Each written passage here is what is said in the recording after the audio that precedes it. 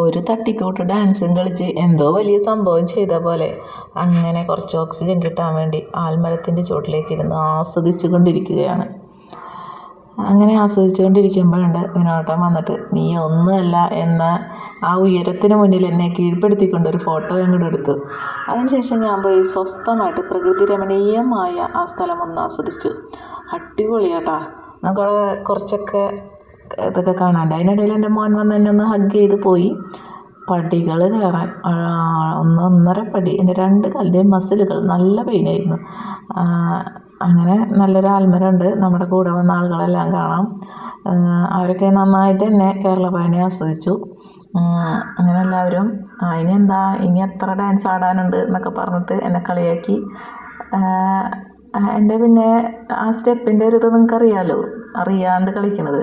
അത് കഴിഞ്ഞ് താഴേക്ക് ഇറങ്ങുമ്പോൾ നല്ല ഗംഭീരമായൊരു ഉടുക്കോട്ട് പാട്ട് കേട്ടു.